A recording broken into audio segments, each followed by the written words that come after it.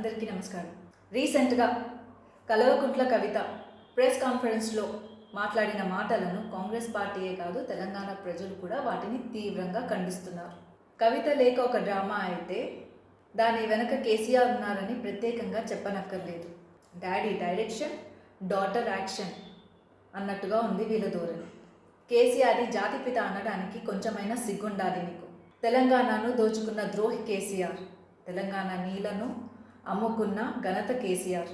నీళ్ళనే కాదు నిధులను కూడా ఆంధ్రాలకి తరలించిన ఘనతలు మీరు. కాళేశ్వరం ప్రాజెక్టు పేరుతో 1,00,000 కోట్ల నిధులను దోచుకున్న దొంగలు మీరు.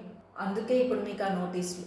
అమ్మ కేసీఆర్ కూతురు కవిత, మీ మాటలు వినగానే ఆశ్చర్యంగా కలుగుతుంది నాకు. మా నాన్నకి నోటీసులు పంపిస్తారా అని నువ్వు ధమ్కీలిస్తున్నావు కదా. మీ నాన్నగారు ఎవరో కాదమ్మా, మీ నాన్నగారు తెలంగాణ రాష్ట్రాన్ని అప్పుల ఊబిలోకి నెట్టిన వ్యక్తి. ఇంకా చెప్పాలంటే కాళేశ్వరం ప్రాజెక్టు పేరుతో 1,00,000 కోట్ల నిధులను దోచుకున్న ఒక దొంగ. మీరు న్యాయ వ్యవస్థలను, విచారణ సంస్థలను భయపెట్టాలా అని అనుకుంటున్నారేమో కానీ ఇక్కడ భయపడేవాళ్ళు, మీ బెదిరింపులకి లొంగిపోయే వాళ్ళు ఎవరూ లేరు. అదంతా మీ భ్రమ.